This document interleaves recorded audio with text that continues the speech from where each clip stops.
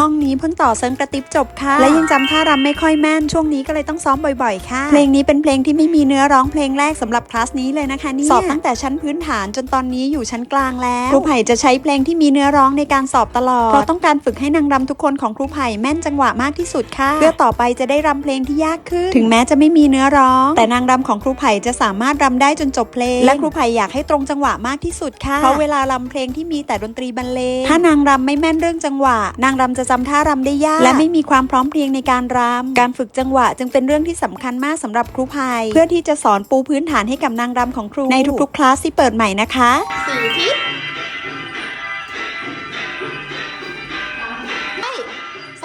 3 แตะขวาแตะซ้าย1 2 3 แตะขวาแตะ